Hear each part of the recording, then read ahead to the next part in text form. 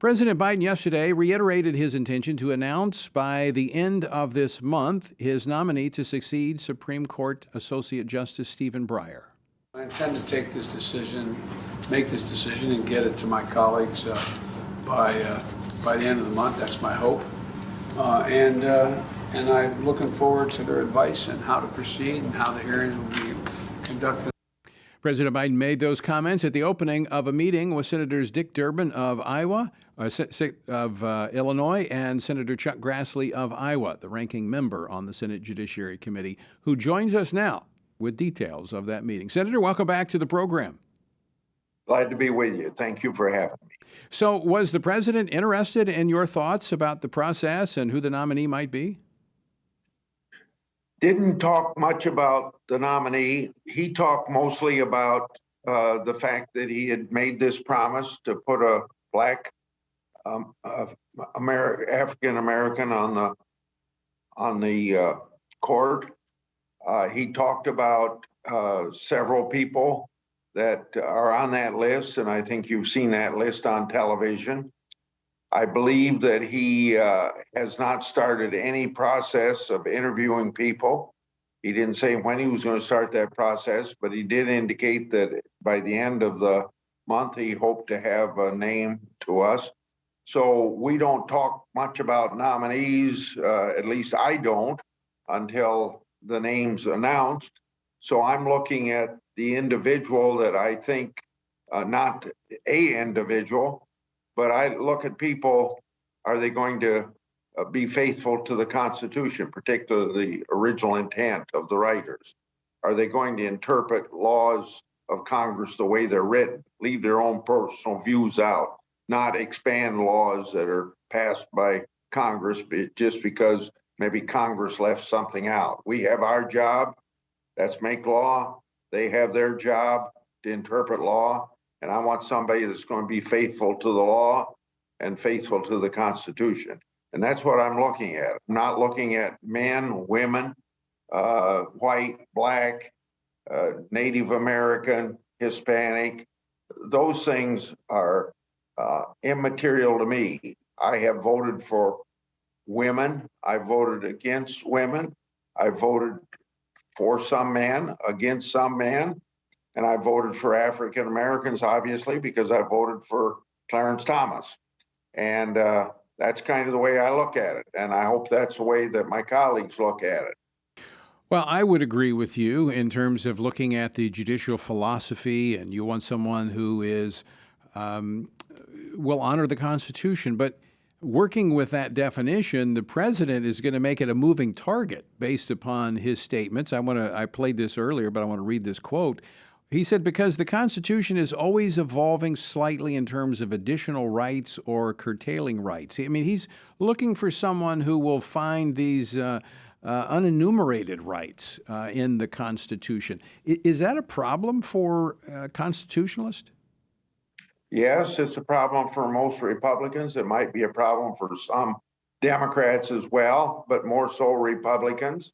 And we have found that people look at it as a living Constitution. I don't. I look at it as the original intent. Obviously, 240 years ago, they didn't know today what today is. But this foundation that we call our Constitution, even to some extent being extended maybe beyond what original writers did by certain precedents that are sticking out now, probably be maintained. Maybe the one on Roe v. Wade won't be after this year, but for the most part they do. You know, Brown overturned the Plessy case, things like that from over after 50 years. But we still have this basic document that is so unique from the standpoint of the principle of limited government, from the standpoint that government doesn't give us our rights or take those rights away, which they could do. We get our rights from God. We in turn, maybe in the writing of the Constitution, and maybe through some court decisions that are right or wrong, though those rights have been given to government to operate or to exercise in our stead, because certain things like armed services, defense of the country, things like that.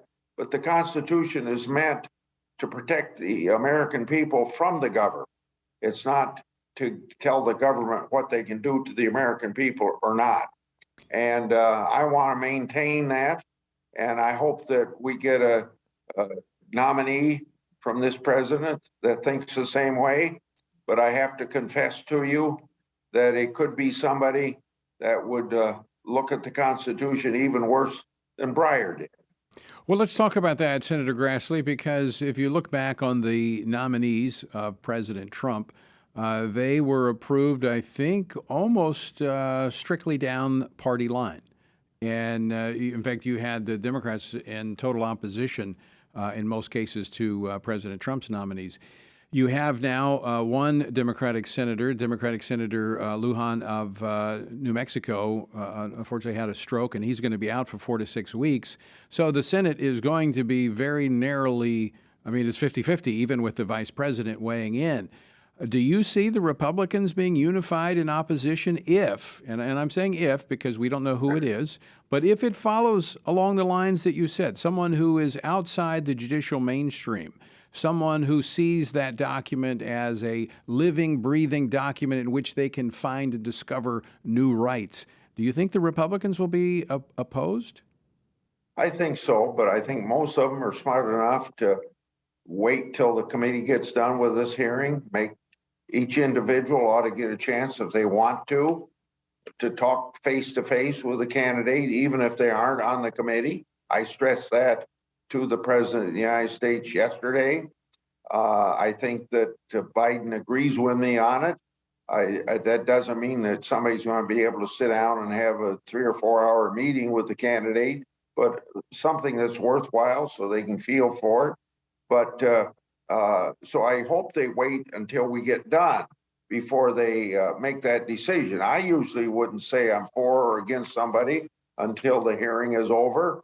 So I think that that what you're going to find from Republicans is that we're going to be very tough on this nominee, ask the tough questions, and try to get answers. But we're not going to get down in the gutter like the Democrats did with one of the nominees. You know, and I agree with that approach, Senator. I think you should not pass judgment until you have a conversation with the individuals, and I do think that it's wise to let the committee process run its course. And I would hope that the Republicans would not engage in the character assassinations attempts that we saw under President Trump and the nominees that he put forward. But at the end of the day, I do hope that the Republicans, as you have articulated, will hold fast to an understanding of what our Constitution demands, and that is an allegiance to the fact that it is not a moving target, but it is a document that has survived nearly 2.5 centuries. And you and your colleagues have done, I think, a really good job on the Republican side to protect it. But the battle is ongoing. It is, and we can thank President Trump, whether you like President Trump or not. He made outstanding nominees to the Supreme Court. We've got a 6-3 majority now. Whoever replaces Breyer is not going to change that makeup, that balance.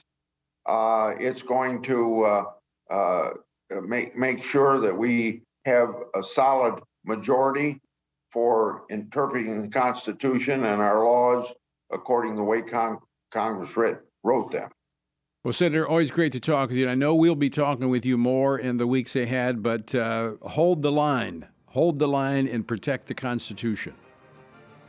Remember what I said. Republicans are going to be tough, but we're not going to get down in the gutter like the Democrats did with the nominees before. All right. Senator Chuck Grassley, always great to talk with you. Thanks so much for joining us today. Thank you. Goodbye.